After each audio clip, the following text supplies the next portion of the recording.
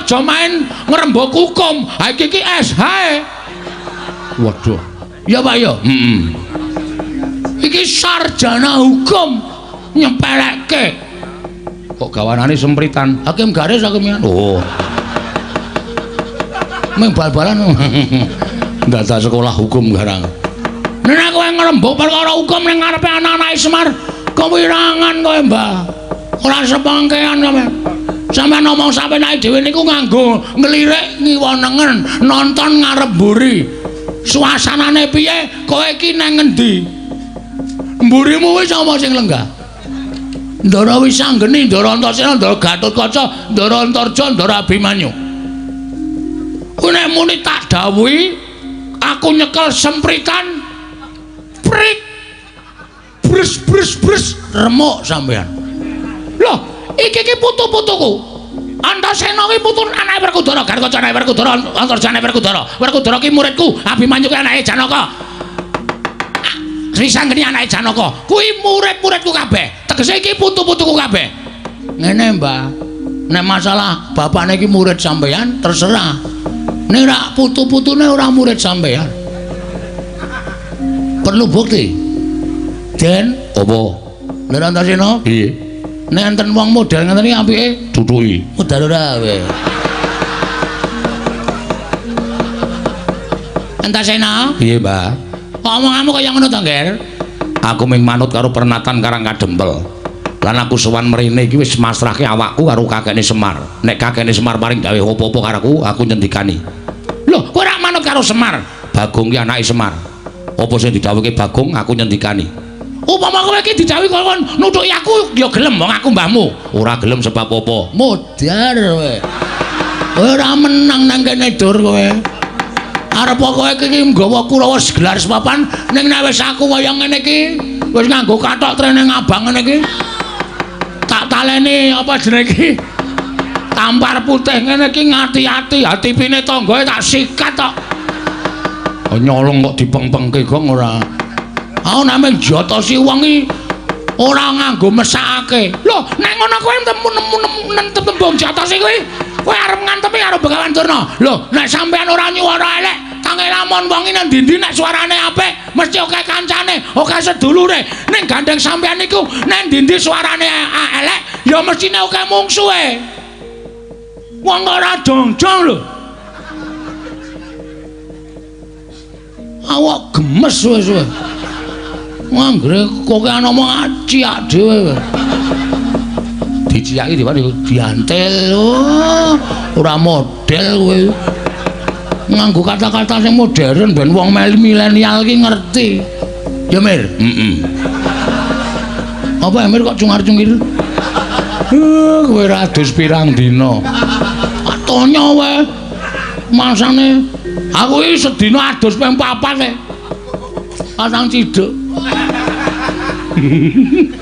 kowe lah kowe Gong kowe karo bapak kok wis ben nengke wae piye terus ki ora lho saiki ngene nek pancen kowe dadi pepalange bakal durung ngene bakal mbayang Semar sirmu piye karepmu piye aku manut oke kasar wani alus wani Mas ora usah ndadakku ki ngomong Bagong ki wonge piye-piye wani padangane wani petengane apa meneh kowe ngejawab kowe aku ngerti kok kowe omongane kendel ki mergo nggawa Kurawa ya nek nek kowe ora nggawa Kurawa kowe nang ndi mung dingklu pesen es teh ora wani ndengangak mergo kowe jiri asline nek nek nggawa Kurawa wah cangkemmu kaya mercon car ning ora ana nyatane boyongan Semar rangkai dhisik mayate Petruk lho Gong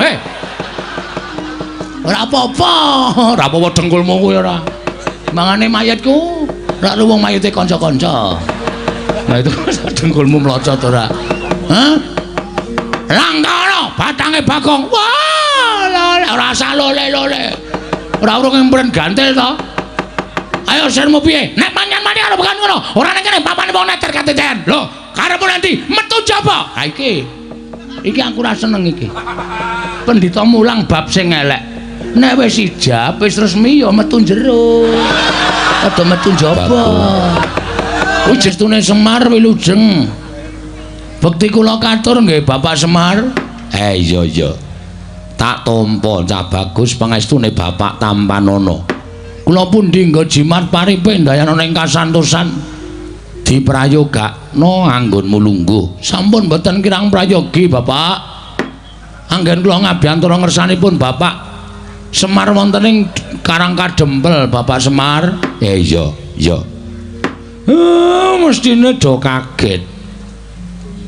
Ora kaya adat sabene anak-anakku tak lumpukke ana ing Karangkadempel ndadosaken kejut raos sing manah kula sajake badhe wonten wigatos ingkang badhe dipun ngendikaken Bapak ingkang tinampi dhateng sangganipun para putra menawi kepak-kepak-kepareng kathah rasa aneh-aneh to reng kuwi iki kaya sok sowan ning kraton wae ya tata kramane ya Tru kepareng lambabarna ingkang sejati kula nedya nganglungaken jangga nilingaken Karna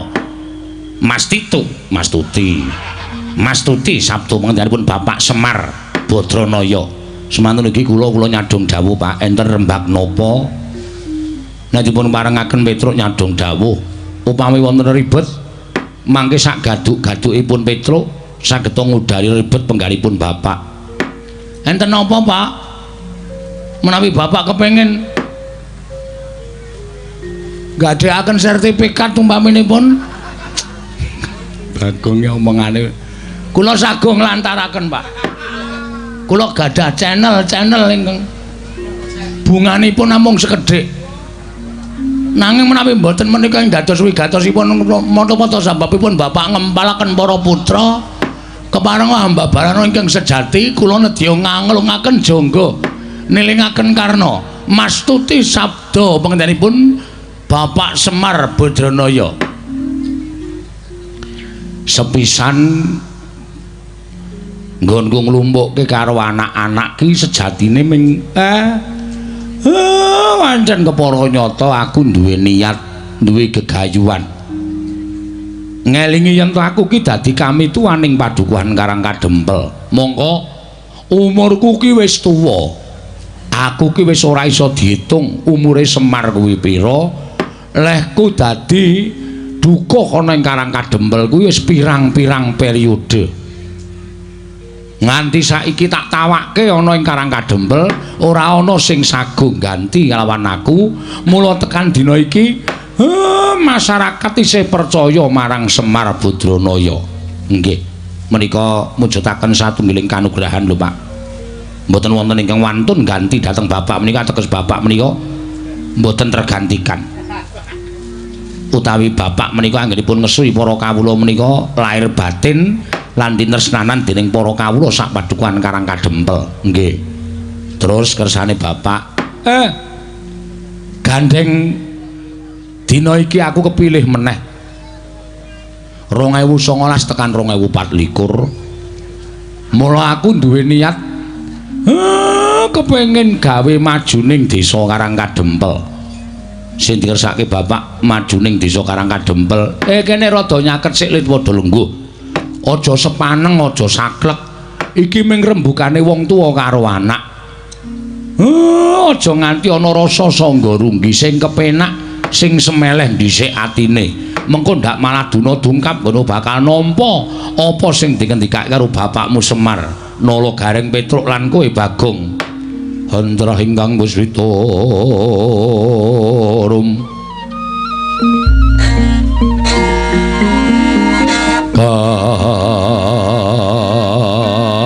kasilring samirana mrih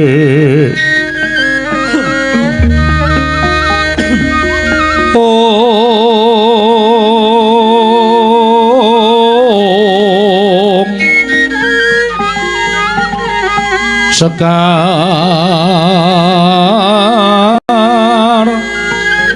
kadung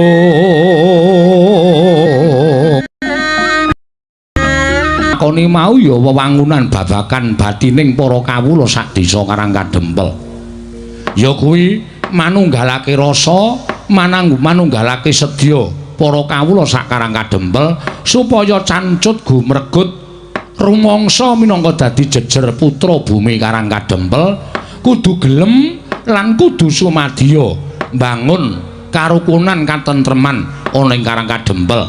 Sabab tumrap bapakmu Semar Tole sing jeneng wong urip ana ing alam padang kuwi tentrem-tentreme ku yen sumanding sedulur, sumanding sanak kadang mitra kawruh. Monggo srawunge ya apik, srawunge ya becik. Yen srawunge apik, srawunge becik, tur akeh kanca rowange, barang sing angel dadi gampang, sing abot pekasan dadi enteng.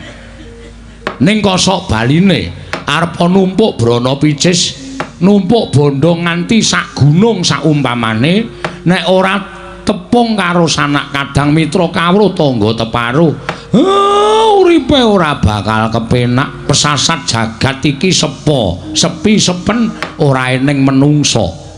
Nggih. Mula srana wewangunan ingkang bakal tak wujudake mau ya kuwi wewangunan batining para kawula.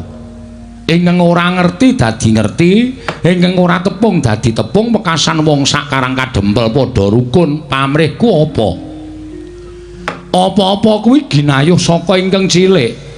Ora ana adaan tumuli dadi gedhe, merga yen tumuli dadi dhuwur utawa dadi gedhe kuwi gampang nggone mbledhos. Yang tumuli dadi dhuwur kuwi gampang nggone bakal tiba utawa rubuh. Mula dasare kudu kuat, dasare kudu sentosa. Yen arep iso dhuwur ya kudu alon-alon nggone munggah saka ngisor tekan dhuwur, kudu setapak, kudu sak jangkah, ditambahi sak jangkah meneh wekasan tekan dhuwur. Yen arep tumuli dadi gedhe ya saka cilik saya gedhe lan tumuli dadi gedhe. Kanthi cara mangkono kabeh bakal awet. Kaya tentrem ingkang bakal tak wujudake ana ing Karang Kadempel. Tentreming desa Karang Kadempel tumular ana ing desa sijine. Tumuli tumular dadi desa sijine, tumular menang menyang desa sijine, mengko dadi sak kecamatan. Sak kecamatan dadi tentrem, rong kecamatan, telung kecamatan, gedene dadi kabupaten. Nggih. Yen sak kabupaten bisa tentrem, wekasan tentrem mengko bakal sinandhang dening praja Ngamarta. Negara ingkang adil, makmur, warata, tyas bagya mulya. Napa sing dingendikake bapak menika kula mathuk, kula cocok. Lajeng kersanipun bapak nimbali dhateng putra-putra, kersanipun bapak nimbali dhateng anak-anak. Nek ngendikane bapak niku wis cocok. Kula nggih mathuk. Terus saniki anak-anak kadhawan menapa? Kula mboten badhe selak bebasanipun kadhawan minggah arga mlebet wonten ing seganten, kula mboten badhe selak bebasanipun kula kadhawan mlampah ingkang tebih, kula mboten badhe selak. Kaya apa, Gong? Kaya apa bebasane? Bebasan guru kencing berdiri, murid kencing berlari, ora pas. Kaya aku mau lho imbane mau lho. Kadhawan beto barang ngawrat sendika tentu kula becake, Pak. Mugi keparenga paring dawuh. Kula kadhawan menapa, Pak? Sendika ndederek. Awet napa sing digayuh bapak niku apik lan becik lan kagem kesejahteraanipun para kawula. Mila napa sing digayuh bapak kula nderek. Nadyan Bagong bebasan kadhawan manjing tumangan kula sageh. Tumangan ki apa, Gong? Tumangan ki apa? Wajan. Lho, kleru to. Tumangan ki geni. Oh, nggih mboten sida, Pak. Kok mboten sida piye to kok mencra-mencri ora. Bebasan kadhawan manjing segara kula mboten badhe selak, nanging tetep wonten pinggir kemawon, Pak. Omongan iki ora tau gelem berkorban babar blas karo wong tuwa. Ya tak tampa kabeh kesaguhane ya mung aku tak kandha karo kowe ya Tole. Nggih, kersanipun bapak. Jebul nggonku bakal duwe gegayuhan bangun desa iki entuk kawigatening para dewa. Ketitik bapakmu entuk sasmita. Bapak pikantuk sasmita menapa? Kula aturi paring dawuh. Sasmitane kuwi tak anggap gampang. Ya gampang, yen tak anggap angel ya durung karuan iso digayuh. Sebabe napa, Pak? Sebabe dewa paring sasmita karo Semar. nggonku bakal bangun desaku itu muli dadi rancak nir ing sambikala waton Karang Kadempel ki linenggahan pusaka 3 cacahe. Waduh. Pusaka 3 cacahe. Iya. Napa mawon kepareng Bapak kula aturi paring dawuh. 1 Pustaka Jamus Kelima Sada, angka 2 Sekar Wijaya Mulya, angka 3 Pusaka Mandura ya kuwi Kyai Nenggala. Nah, saiki cah 3 ki sapa sing kira-kira arep ning Ngamarta, ning Ndarawati karo ning Mandura?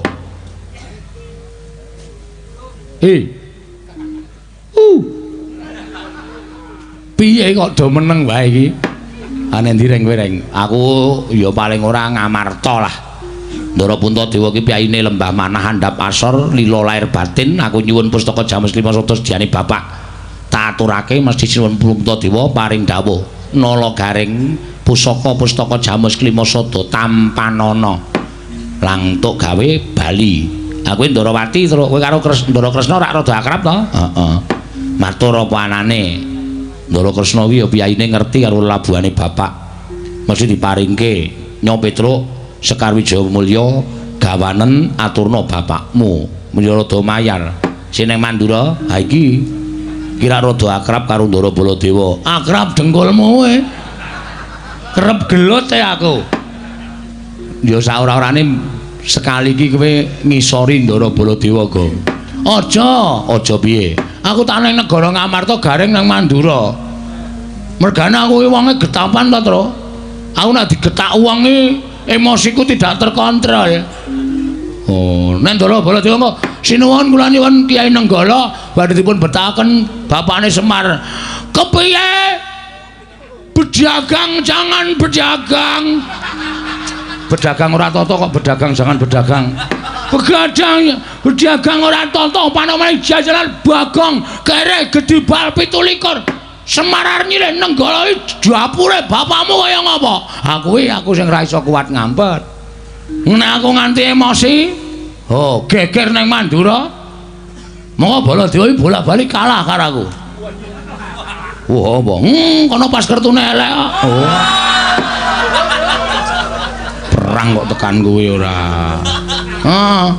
Nek nganti engko aku gelut duel. Duel. Piye? Malah geger. Semar ora iso mbangun kayangan, malah aku nyirnake Nalendra. Waduh. Sing arep sirnake sapa? Prabu Baladewa. Ha kono nggawa Nenggala. Piye carane supaya ngrebut Nenggala? Wis iki disaguhi wae. Gareng ning Ngamarta aku ning Ndarawati kowe ning Mandura. Wis ngono kuwi rampung kok ndak malah kedawa-dawa lelakone. Perkara kowe engko caramu arep njaluk piye nek Sirul Mandura kira-kira ora ngeparengake nesu. Kowe rak ndek keprigelan nyolong to, Gong. Kowe kok ngerti? Ngerti wae. Aku iki mung meneng tangga Temaru ki nek kelangan mesti dituduh kowe kok. Ning aku iki mung meneng mergo kowe adikku. Berarti wis kondang wis. Bajikur iki. Oh dadi kondang ya. Kowe iki nyolong tangga dhewe ya tok colong kok. Ming TV, ming TV. Ming TV. Sanae aku nek nang omah ndek TV kok ana dok bengok-bengok gayonge ra jamak. Nek arep melu nonton ditutup cendelane sak babah omahe. Ha wong ming nyolong kok tanggane tunggal tembok kuwi lho. Lho, ning Nenggala iki rak langsung kecekel. Oh, kowe iki ngayal senengane ora. Wis ning Mandura. Siap. Wani to? Wani. Bala-bala disuwun nenggalane. Bagong ning tak jaluk ya Bagong. Cile. Cele piye? Piye? Goblok. Tak jaluk aja gawe geger. Hah? Aja gawe geger. Ya ora janji, Pak. Mergo kowe ngerti to, aku ki wonge gampang nesu. Nek Ndara Baladewa engko alus, Bagong Nenggala tampanana. Pancen Semar gedhe. Lelabuhan itu Prabu Baladewa.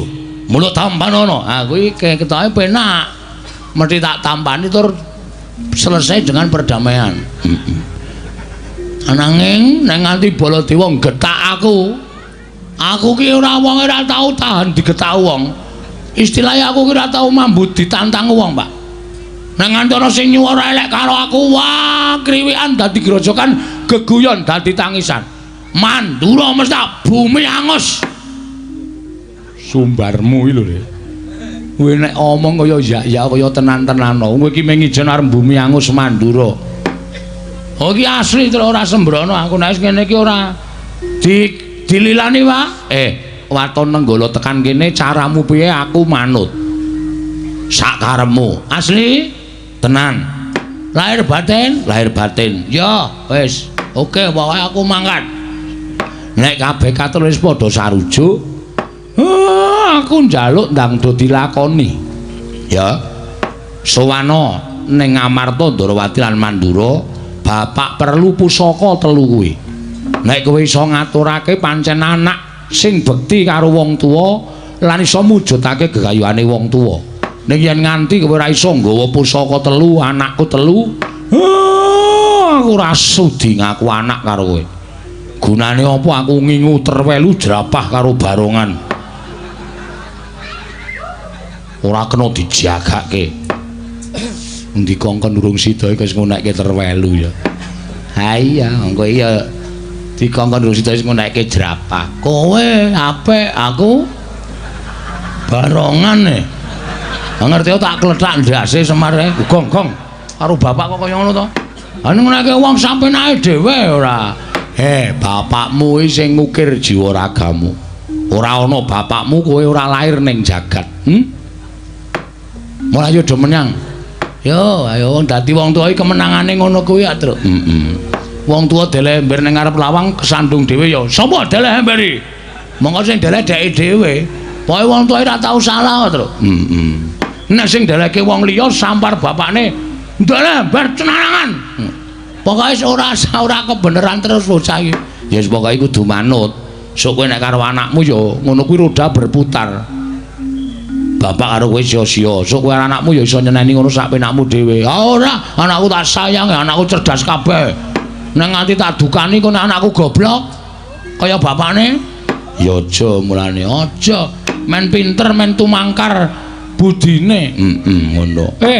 Lehmu arep mangkat sok kapan? Saene dinten menika kula bidal. Dinten menika kula bidal, Pak. Kula rada kengsel, Pak. Kengsel piye? Niki nggen kula sekonten genduren patanggon.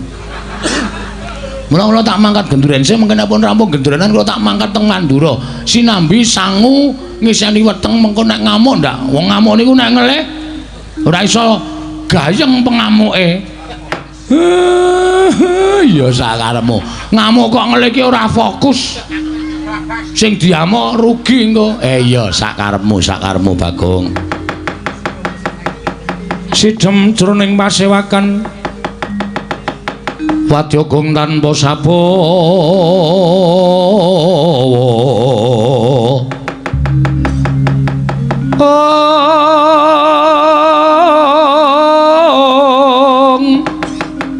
kapraban dening Sang Nalendra Tama mangu nengi lirwu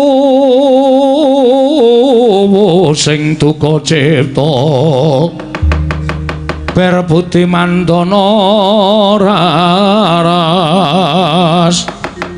ing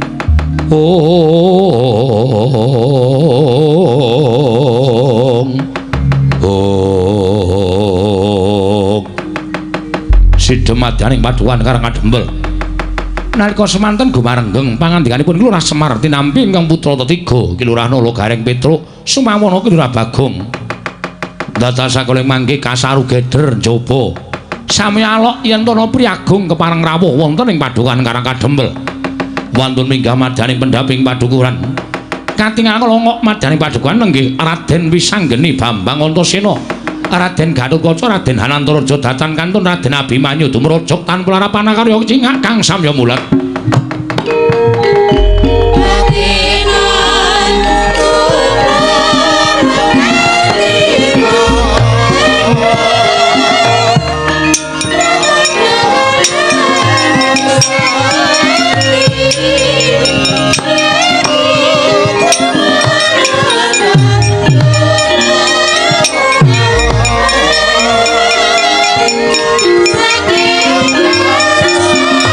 Bye.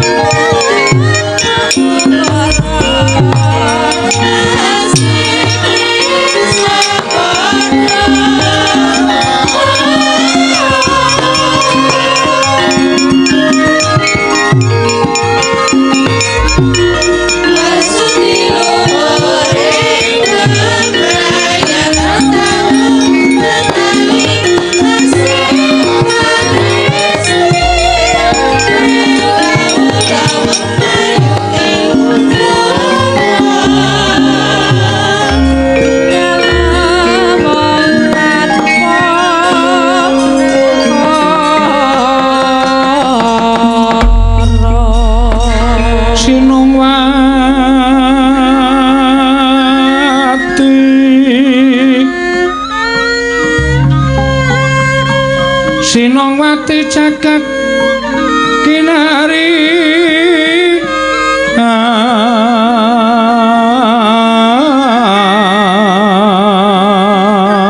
among mbak lumembak ombak ing samudra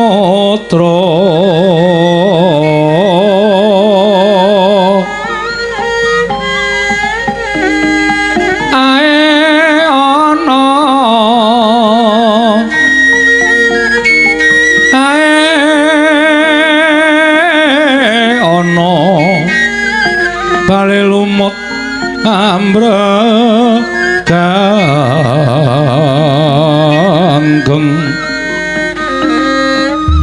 awito denceng-dencengan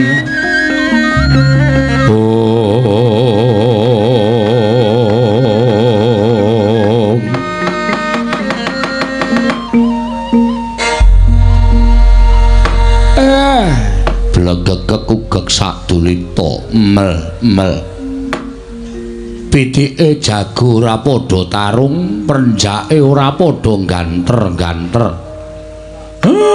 lah kok iki Karang Kadempel malah kerawuhan lancur-lancur Pandhawa putra-putra Pandhawa Nalagareng waduh Ndara Wisanggeni Ndara Antasena Ndara Gatotkaca Ndara Antarja Ndara Abimanyu Rawuh nang Karang Kadempel. Wah, jan seneng ya ring delok cah nom-nom gagah-gagah ngono kuwi. Wah, ya membanggakan. Glulgong pepunden-pepunden lancur-lancur Pandhawa rawuh. Arep ngapa ya, Tru? Ambo. Engko gek gawe kisra ora. Kuwi lancur-lancur Pandhawa ki piyayine Tata Krama kok. Timbali, Pak, wigatine apa? Iya, kowe do anteng dhisik nggih Pak ngestaken dawuh nggih Pak. Ndara Wisanggeni bekti kula Den. Iya. Kakekne Semar tak tampa tiba sepadha-padha kek. Syukur Ndara Antasena bekti kula tak tampa tiba padha-padha kek. Ndara Gatotkaca bekti kula. Iya. Siwa Semar tak tampa tiba sepadha-padha.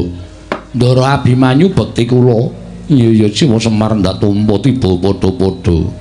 Ndara Antarja bekti kula nggih Den. Ya, Siwa Semar ndak tampa tiba padha-padha. Ndara Wisanggeni Ndara Antasena bekti kula Den. Iya Nalagaring tak tampa. Ya, Nalagaring tak tampa. Ndara Gatotkaca Ndara Abimanyu bekti kula Den. Iya Nalagaring tak tampa. Iya Nalagaring tak tampa. Ndara Antarja bekti kula. Ya Nalagaring tak tampa. Ndara Wisanggeni Ndara Antasena Ndara Gatotkaca bekti kula Den. Ya Petruk tak tampa, ya tak tampa Truk, ya Petruk tak tampa. Ndara Abimanyu Ndara Antarja bekti kula. Iya Petruk tak tampa, ya Petruk tak tampa. Ndara Wisanggeni Ndara Antasena Ndara Gatotkaca Ndara Abimanyu Ndara Antarja kula ketun nggih Dar. Suwen Truk. Tamune 5 bagekke kabeh. Ndak-ndake wektu. Bagong tak tampa bektiku tanpa anu pangestuku tanpa ana. Nggih, kula pundi? Bagong tak tampa pangestuku tampan ana. Nggih, kula pundi? Bagong nggih, kula pundi? Bagong nggih, kula pundi? Urung rampung, Gong. Semen wong ora urung ya mung pangestuke kok. Pangan ya ora wareg. Ya ora ana dayane apa-apa. Aja ngece nek pangestune putra-putra iki ana dayane. Ora mungkin. Dayane ana pangestune sugih wingi-wingi, Tru. Nyatane ya kere kaya ngene kok. Enten apa nika ting gruduk rawuh teng Karang Kadempel. Siwa Semar, kula pancen aku ingkang boyong nglawan putra-putra Pandhawa liyane. Kakang Antasena, Kakang Gatotkaca, Kakang Antarja, Kakang Abimanyu, aku ingkang boyong suman marang Karang Kadempel. Lah, enten apa? Ya mung kepengin mbuktekake kelawan Sasmita ingkang wis tak tampa kek. Sasmita napa? Murhanira ya Siwa Semar. Yen to watara 7 dina ing kepungkur Wisanggeni kuwi nyumpena. Wonten ing kababar kawursita madyaning pasumpenan Karang Kadempel kene katon padhang jinggrang bareng tak titip priksa padhange mau asale saka Sunarapa tumuli aku mlebu jroning Bale Wisma Karang Kadempel. Lah kok katon kakek Semar kuwi lenggah ana ing pendhapa mongko ora sakbaene Sunar ingkang banget mblerengi mau asale saka barang ingkang dipangku dening kakekne Semar. Kula mangku napa? Lampu napa? Kok dadi sumunar? Dudu perkara lampu nanging yang mbok pangku mau Sang Hyang Candra, tegese Sang Hyang Wulan. Dipangku dening kakeke Semar.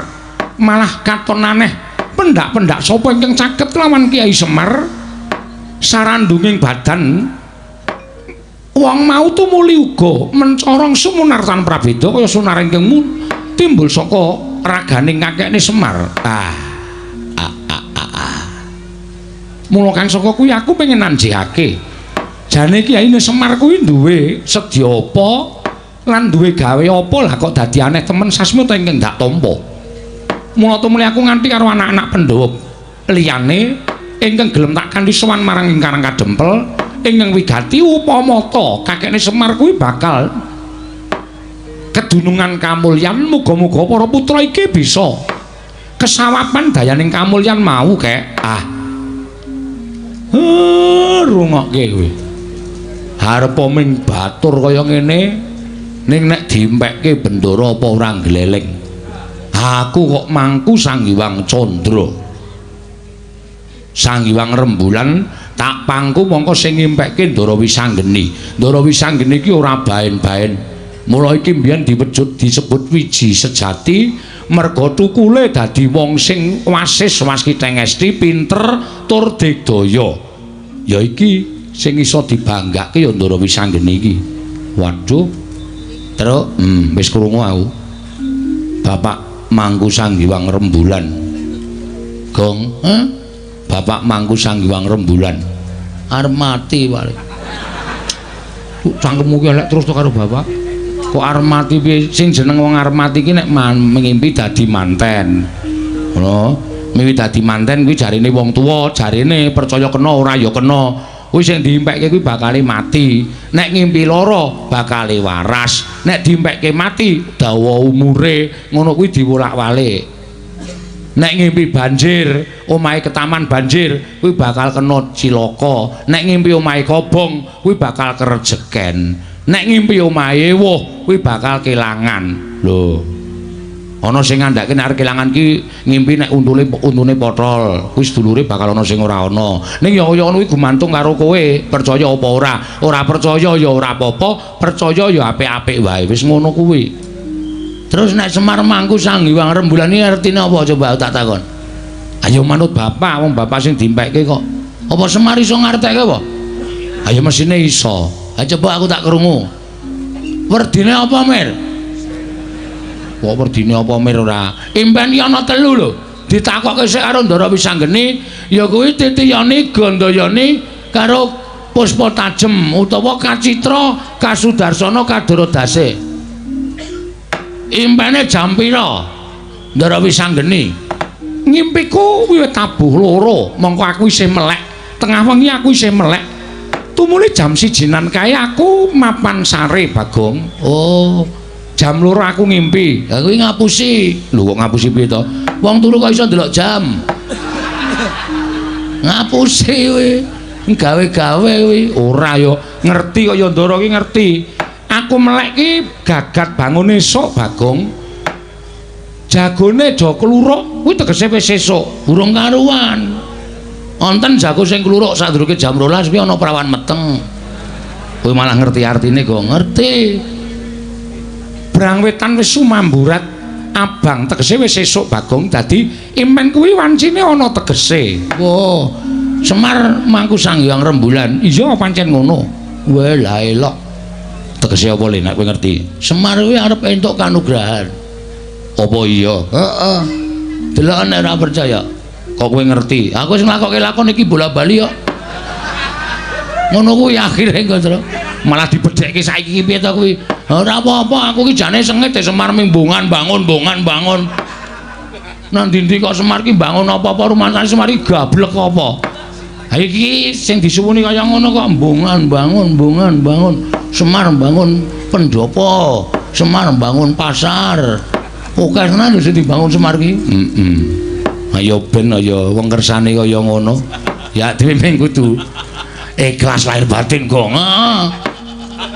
kudu iso ngladeni. Ha iya. Mula aku njaluk keterangan karo Siwa Semar, tegese piye?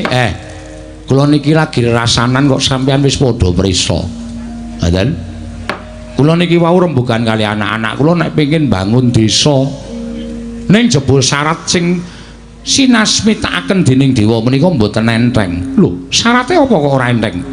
Syarate kula kudu iso kenggonan pusaka 3. Pusaka 3 apa? 1 Pustaka Jamus Klimasada, 2 Sekar Wijaya Mulya, angka 3 Pusaka Kyai Nenggala. Monggo anak-anak kula niku waune do cengclemong saguh. Sowan teng Amarta Ndarawati lan Mandura, ning bareng tekan Mandura do rebutan, do ora ana sing wani ngadhep sinuwun Mandura. Lah niki nek sampeyan rawuh mriki mung ajeng ngempek kamuktenipun Semar niku mbawa perkara mukti, munggah derajat, munggah pangkate mboten. Ning mukti sampeyan kula kinten mung kudu melu uyung-uyung anyeng kuyung marang gegayuhane Semar. Niku sing dikarepke sasmita sing mangtampa, Ndara.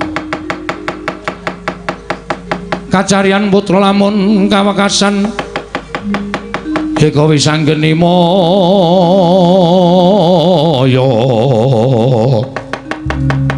wisanggeni maya Wisnu Pratena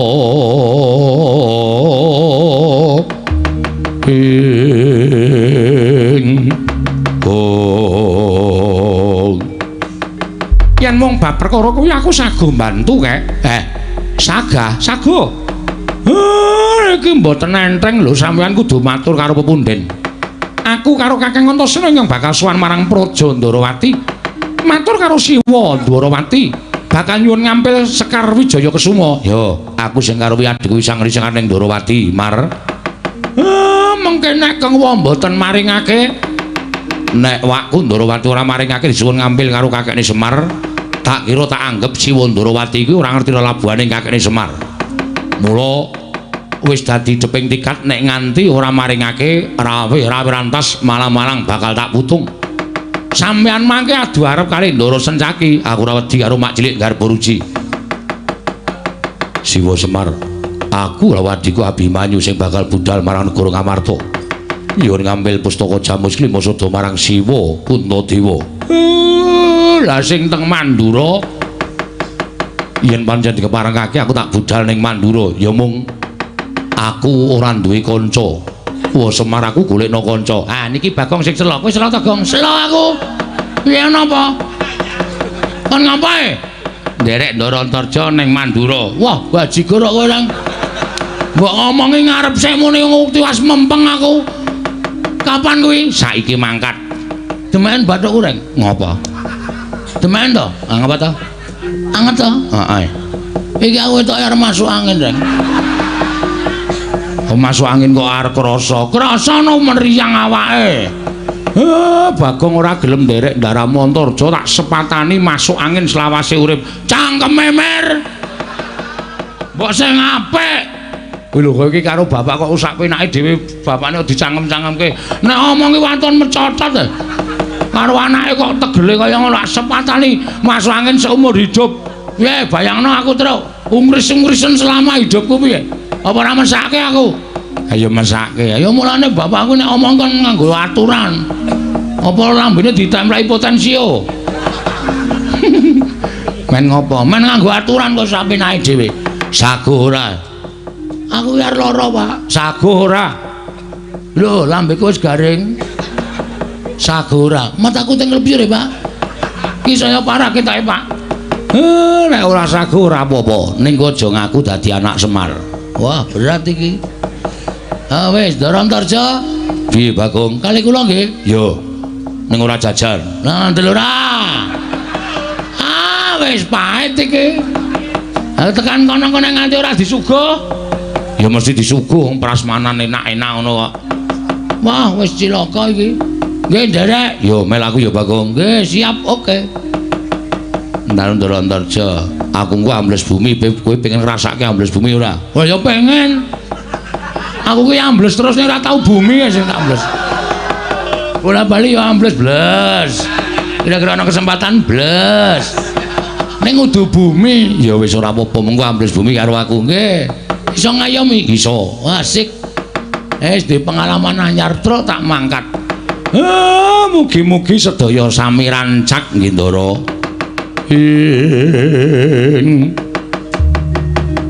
rekat lampahing rata tan Mantara prateng sukuning arga ram kang tumingal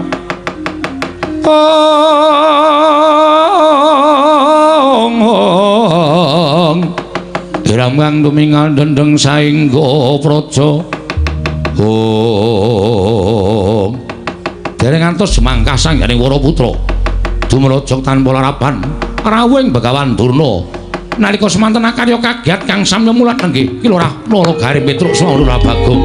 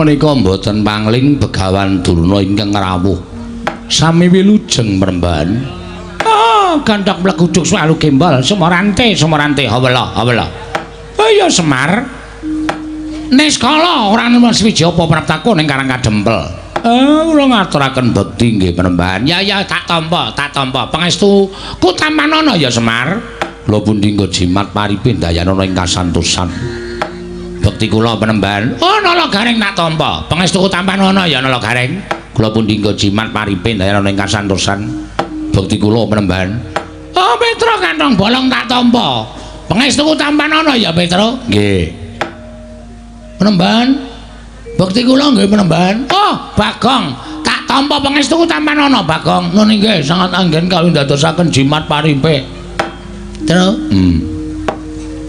bar ketekan piyai kok ketekan iki ya piyai iki piano piye ketoke piyai ning jerone gentho iki ya udu ya weh domongi kok delok nek ora percaya kuwi iki pendhita lho Gong pendhita iki saiki akeh sing serban ketune ming putih tok ning jeroane lecek pirang-pirang termasuk Durna kuwi senengane ico-ico nglincipi carang papa adu kono adu kene mula Mir ngati-ati ya Pak iya aja gampang diblithuk karo omongane Begawan Durna wah anggere ana rame-rame tlusap-tlusup kuwi provokatore kuwi oh iya ya Gong mula ngati-ati mula tak arani pendhita ndok bosok ya kuwi kok ndok bosok ayo jabane apik ning jerone mambu Bagong kowe omongan apa Bagong? Mboten omong napa-napa. Tanggep aku ora krungu ya. Aja salah tampa. Tekaku ning papan kene ora bakal gawe geger. Tekanku ning papan kene ora bakal aku duwe penjaluk apa-apa. Ning aku minangka dadi dutaning anak Prabu Duryudana supaya sowan ning Karang Kadempel, sowan bapakmu Semar. Enten apa? Kok aneh? Sinuwun Ngastina menika Nalindra Gung Binathara. Kautusan panjenengan mung rawuh enten Pedukuhan Karang Kadempel. Niku rak jeneng aneh. Nek lumrahe nek duwe sedya mung kantun nimbali kula sowan. Wong kula menika namung derajate ngaceplik. Kula menika namung batur. Ning kula menika tansah ngestu padha dhateng pernatan hukum negari Ngastina. Ya, Semar ning kanggo jaga marang sakabehe ingkang diutus Begawan Durna sowan marang ngersaning Semar Badranaya. Matur suwun penemban wigatosipun. Nah, iki ngene ya Semar. Nalika semono aku tinimbalan dening anak Prabu Duryudana. Kaget atiku apa to wigatine dening Begawan Durna tinimbalan mongko ora abdat sabene nimbali karo Begawan Durna. Tumuli anak Prabu Duryudana paring dawuh karo Begawan Durna. Bapa penemban, mboten kanyono-nyono kula menika nyumpena bilih Semar Badranaya abdi ngamarta menika mawa cahya badanipun. Tumunten kula nampi siwisik saking ngersaning Bathara. Bilih sinten ingkang saged kelenggan Semar negarinipun boten kitang namung sakuruping damar, saumuring jagung, negari menika badhe anjayeng bawana kuncara dumugi wonten pundi papan. Tumuli dawuh karo aku, mila Bapak Durna kula aturi sowan dhateng Karang Kadempel. Semar katimbalana sowan wonten negari Ngastina. Menawi Semar mboten purun, kadangwa Semar betah menapa? Menapa betah derajat pangkat? Menapa Semar betah bondo donya? Kula aturi grobaki negari Ngastina mboten badhe kula awel waton Semar sagah rawuh wonten ing negari Ngastina. Ngono kuwi ngendikane Anak Prabu Duryudana. Mula tekane Begawan Durna ning papan kene minangka duta pengawaning Nalindra Ngastina Semar, supaya kowe tak boyong marang negara Ngastina. Kowe njaluk apa? Kowe njaluk kepiye bakal keturutan? Uripmu ora bakal sekeng kaya ngene iki, uripmu ora bakal melarat kaya ngene iki. Nek kowe gelem tekan negara Ngastina, ora ketang ngomong telung kedheping paningal, kowe lenggah nang negara Ngastina, oh, pendopo pedukuhan sing kaya ngene iki dirubuhke. Tak bangun sing anyar. Sing kabeh sarwa ukir. Yen perlu ukirane diprodo, Mas. Lho, apa orang gleleng? Omahmu sing mburi kuwi dirubuhke. Apa memper kowe iki panakawaning Nalindra? Omah kok gendenge ora komplit. Ana gendeng, ana seng, ana plastik. Kok le mesake temen to Semar? Kowe iki abdi ning para Pandhawa lho. Kowe abdi anak-anakku Pandhawa. Lah kok uripmu isih sekeng kaya mengene, uripmu isih sarwa kekurangan. Mula wektu dina iki mujudake sawijining kalodhangan. Dene kowe bakal kaboyong marang negara Ngastina. Ayo, tak kanthi barang sak lakuku. Jaba kawis tak cawisake kreta kencana ing atase ming batur, ing atase ming Panakawan, kok ndak dipethuk nganggo kreta kencana. Kuwi nek ora saka tresnane Anak Prabu Duryudana marang kowe ora bakal kelakon. Mula kang saka kuwi Semar, arang-arang to kowe numpak kreta kencana. Dina iki lakonana. Yen perlu mengko nek gelem tekan negara Ngastina, kreta kencana ngeterke kowe bali ning Karang Kadempel, kreta kencana ora tak suwun bali. Ben lenggah ning Karang Kadempel dadi titihane Semar. Apa orang gleleng? Sowan ning negara Ngamarta kok nitih kreta kencana. Kreta kencana sing kembari kreta kagungane Anak Prabu Puntadewa. Lho, apa ora moncer? Apa ora moncer? Kuwi nek kowe gelem. Wandene kowe ora gelem. Ah, yen ngono kowe pancen badal dawuhing Anak Prabu Duryudana. Monggo pernatan negara Ngastina, sapa sing badal marang dawuhing Nalindra Ngastina bakal nampa pahukuman ingkang sakmurwat kalawan keluputane. Apa kelakon kowe bakal dihukum dening Anak Prabu Duryudana merga kowe ora gelem budal marang negara Ngastina. Terus? Tata-tata lho, Terus. Siap. Itu iki rembugane mulai memanas iki. Kowe apa aku manut. Sing mangsuli kowe aku ya manut, aku ya wani nek Durna. Aku ya wani. Aku wae ya, Gong. Kowe apa aku wae. Engko sing bengok kae ora keturutan. Ya wis men ya ora apa-apa, wong biasane wis kowe aku wae. Oke, kowe wae ya, Truk. Apa aku wae, Truk? Wani apa kowe? Wani. Wis ora do ting clebung aku tak wangsulan. Nuwun sewu penemban. Kula niku didhawuhi sagah-sagah mawon. Ning nek sakniki kula dereng iso. Lho, sebabe ngapa kok ora iso? Mergi kula nedeng gadah damel. Lah, duwe gawe apa Semar kok ora ulem-ulem kowe? Duwe gawe apa? Apa dikira Begawan Durna ora iso nyumbang?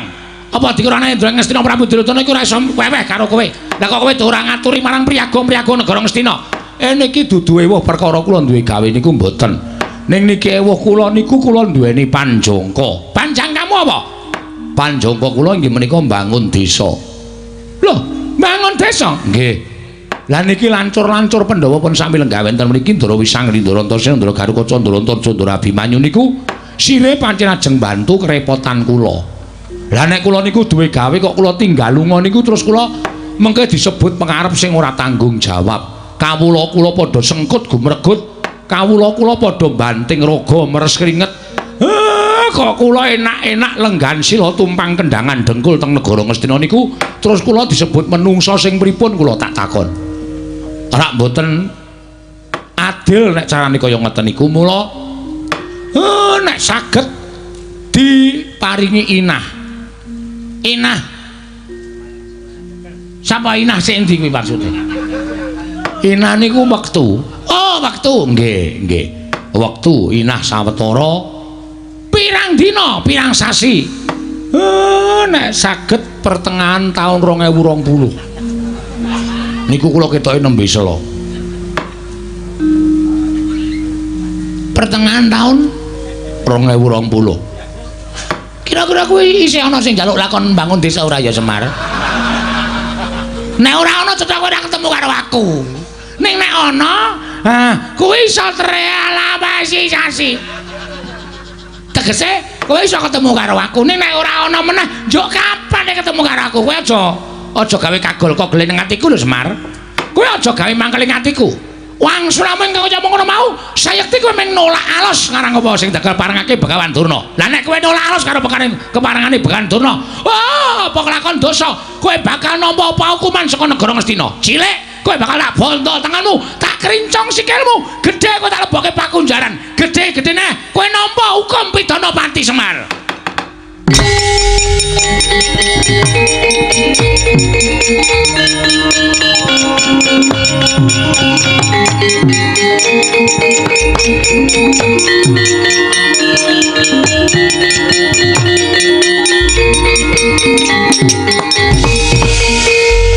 Ame ngarep nesuhe kok cucul sarung to. Kathokan trening nek nggo ndupak rai kan iso trampil terus. Ayo jenenge ngono kuwi ra sopan. Maksude sing tok adep iki Begawan Durna. Durna dadak disopani apa? Cangkeme wae ra sopan kok. Dadak disopani. Ning kuwi pendhitaning ratu. Ora urusan. Lho, iki bakal ngapa kok ucul klambi iki? Wigatine apa kowe ucul klambi? Ngene, Mbah. Aku arep rembugan karo kowe. Rembugan perkara apa? Rembugan kata-katamu sing terakhir iki mau. Kowe muni piye mau? Balenono muni piye? Nek Semar ora gelem tak bayane negara Ngastina, Semar nglanggar pernatan hukum negara Ngastina. Semar bakal tak rangket, tak bondo, tak krincong sikile gedene Semar tak hukum pati ana negara Ngastina. Ha iki sing terakhir iki aku sing ra seneng. Aku sing ra pati seneng saiki aku tak takon, Karang Kadempel iki kebawa ke perintah negara ngendi? Negara Ngamarta, tegese kuwi di luar batas negara Ngastina. Wong sing urip di luar batas negara Ngastina kok entuk hukum pernatan negara Ngastina kuwi aku tak takon. Kuwi pasal pira, Dur? Hah? Iso ngomongke ra kowe? Neng kene aja main ngrembug hukum. Ha iki SH. Waduh. Ya Pak ya. Iki sarjana hukum nyempelekke. Kok gawanane sempritan? Hakim garis hakimian. Oh. Meng bal-balan. Dadak sekolah hukum garang. Nek kowe ngrembug perkara hukum ning ngarepe anak-anak Semar, kewirangan kowe, Mbah. Ora sepengkean kowe. Sampeyan ngomong sampeyan ae dhewe niku nganggo nglirik ngiwonengen, nonton ngarep mburi. Suasanane piye? Kowe iki nang ngendi? Mburimu wis apa sing lenggah? Ndara Wisanggeni, Ndara Antasena, Ndara Gatotkaca, Ndara Antarja, Ndara Abimanyu. Kuwi nek muni tak dawuhi, aku nyekel sempritan prik bres remuk sampean. Loh, iki putu-putuku. Antasena kuwi putu anake Werkudara, Garukaca anake Werkudara, Antarja anake Werkudara. Werkudara ki muridku, Abimanyu ki anake Janaka.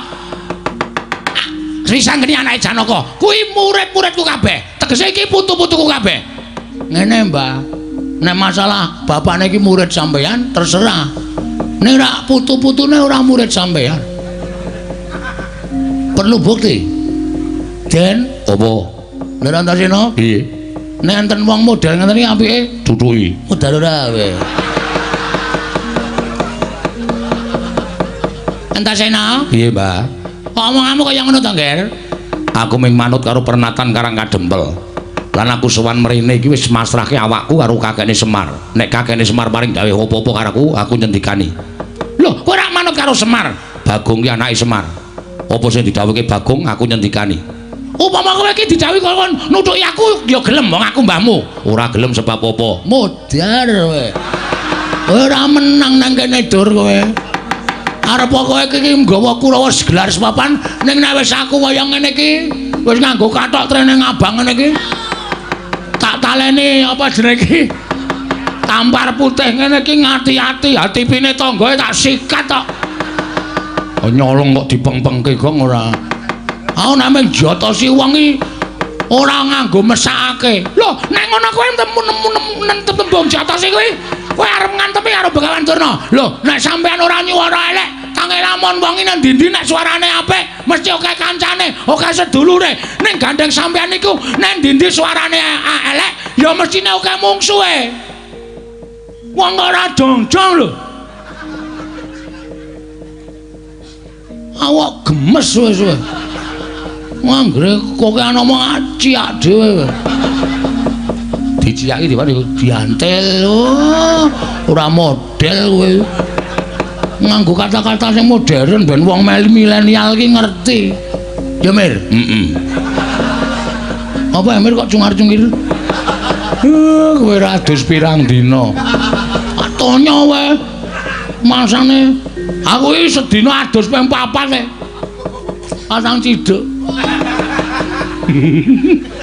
Kowe lah, kowe gong, kowe karo bapak kok wis ben nengke wae. Piye teruske ora? Lho. Saiki ngene, nek pancen kowe dadi pepalange Begawan Durna ngene Begawan Boyo Semar. Sirmu piye? Karepmu piye aku manut? Oke, kasar wani alus wani, Mas. Ora usah ndadakku ki ngomong. Bagong ki wonge piye-piye wani, padangane wani, petengane apa meneh. Kowe ngejawab wae. Aku ngerti kok kowe omongane kendel ki mergo nggawa Kurawa, ya. Nek nek kowe ora nggawa Kurawa kowe nang ndi mung dingklu. Pesen es teh ora wani ndengangak kowe. Mergo kowe jiri asline. Nek nek nggawa Kurawa wah cangkemmu kaya mercon. Car-car. Ning ora ana nyatane. Boyongan Semar. Rangkai dhisik. Mayate Petruk. Lho, Gong, ora apa-apa, ora apa-apa dengkulmu kuwi ora. Mangane mayatku, ora wong mayite kanca-kanca. Nah itu dengkulmu mlocot ora. Hah? Langkana batange Bagong. Wah, ora usah lole-lole. Ora urung empren gantel to. Ayo sirmu piye? Nek panjenengan mani karo Begawan ngono, ora ning kene papane wong neter kateten. Lho, karepmu nanti metu jaba. Ha iki. Iki aku ora seneng iki. Pendhita mulang bab sing elek. Nek wis ijab wis resmi ya metu jero. Aja metu njaba. Kuwi jenenge dosa.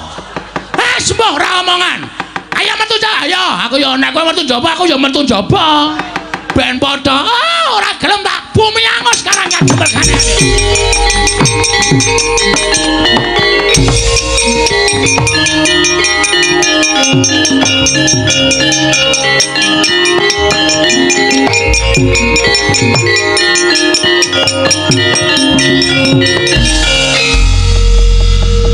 Ha iki jenenge wong ora sport. Apa Pak? Wong ora sport, kurang sithik. Kurang piye? Sportif. Nah, orang sportif. Ora seperti ngopo, Pak? Nantang wong-wonge sing siji wis metu kok kowe tenguk-tenguki apa? Aku po? Aku wedi karo Durna. Wae apa mau duadiku wis tak pasah ndase kok. Wong kok uteke kaya ngono iki lho, akal-akale piye lho. Kowe nek seneng aku dicundha manik modar. Durna iki ampuh Truk, aku kok nantang. Aku men ketok gleleng. Nang ngarepe wong semene akeh iki Bagong men ketok nyeri ngono lho. Ora apa-apa Petro. Kongkone ngamarta Petro. Sekali-sekali aku ki dadi rol. Waduh. Lah terus nek wis kaya ngono kae piye? Iki dong apa iki? Iki lho.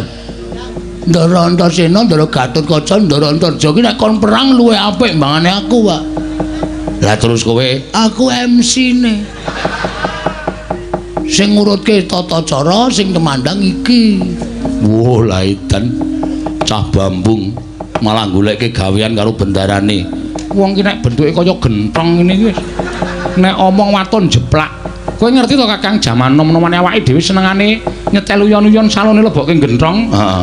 Ha ya iki kaya ngene iki serone rajaman ning gemrunggung ning ora ana nyatane. Ora dados-dados ning sirah lho ngene.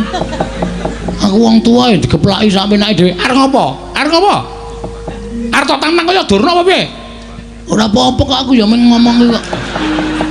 Ora wani. Akhirnya ndoro wis anggeni luwih nom rawani kong. Wah iki ampuh iki. Iki nek muni Bagong wani karo aku lempoh kowe aku yo gluduk ngono piye. Seneng kowe dadak urunan tukake kursi roda ayo. Oh iya ya. Iki siji iki loro iki ampuh iki. Karo bapak.